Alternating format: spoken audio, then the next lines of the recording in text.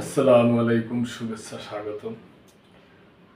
এটা এক সংবাদ, যুক্তরাষ্ট্র ইরানকে নিয়ে সংবাদ। প্রিয় দর্শক, আপনারা অবগত আছেন যে ইরানের যে পারমাণবিক ব্যবস্থাপনা, এগুলা এই সমস্ত ব্যাপার নিয়ে ইরান এবং যুক্তরাষ্ট্র মনে হয় কোটানকুট এক দুইবার আলোচনা হয়েছে এবং আগামীতে আবার আলোচনা হইব।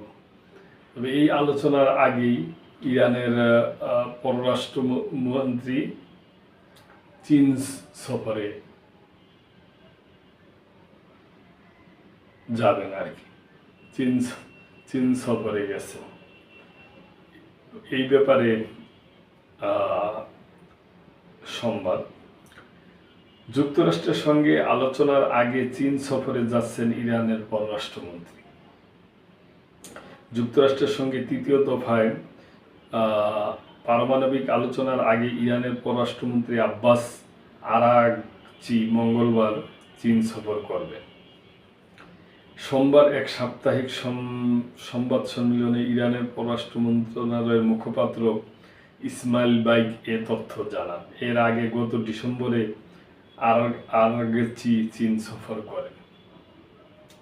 2015 সালের পারমাণবিক চুক্তিতে সই করা অন্যতম দেশ চীন joint comprehensive plan of action নামে পরিচিত চুক্তিটি তেহরানের পারমাণবিক কর্মসূচিকে নিয়ন্ত্রণ করছিল।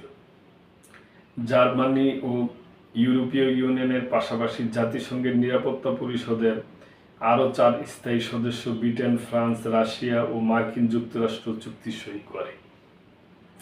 মার্কিন প্রেসিডেন্ট ডোনাল্ড ট্রাম্প 2018 সালে তার প্রথম মেয়াদে চুক্তি থেকে সরে যান, ফলে 1 বছর পর ইরান চুক্তির শর্ত থেকে সরে যেতে শুরু করে। এই চুক্তিটা হয়েছিল ওবামার আমলেই হয়েছিল, কিন্তু ওই ডোনাল্ড ট্রাম্প প্রথমবার ক্ষমতায় আসার পরে ওই চুক্তি থেকে বেরিয়ে যায়। তো ওর পরেই ঝামেলাটা শুরু হয় আর কি। ক্ষমতায় ফিরে আসার পর থেকে ট্রাম্প তেহরানের সঙ্গে পারমাণবিক আলোচনার আহ্বান জানিয়েছে এবং একই সঙ্গে সামরিক পদক্ষেপের হুমকি দিয়েছে। পশ্চিমা দেশগুলো দীর্ঘদিন ধরে ইরানের বিরুদ্ধে পারমাণবিক অস্ত্র তৈরির চেষ্টা করার অভিযোগ করে আসছে। তেহরান বরাবরই এই অভিযোগ অস্বীকার করে আসছে।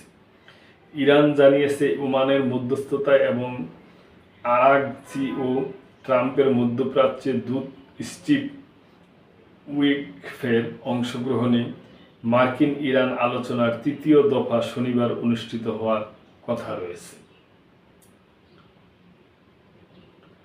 তো দর্শক, আমরা আশা করব যে একটা শান্তিপূর্ণ আলাপ আলোচনা হইয়া চুক্তিটার মধ্যে যেন আবারও ইরান ফিরে আসতে পারে। এই চুক্তিটার মধ্যে ফিরে আসলে মানে দেখা গেল যে বিশ্বব্যাপী একটা শান্তি হবে, মধ্যপ্রাচ্যে একটা শান্তির সুবাতাস বইতে শুরু করবে। কেন এই চুক্তিটা না হইলে এটা নিয়েও একটা হবে। আর ওদিকে তো ফিলিস্তিন ইসরায়েলের মধ্যে যুদ্ধ আছে।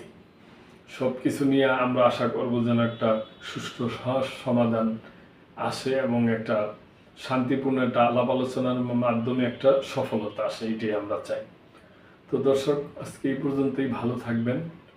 আল্লাহ হাফেজ।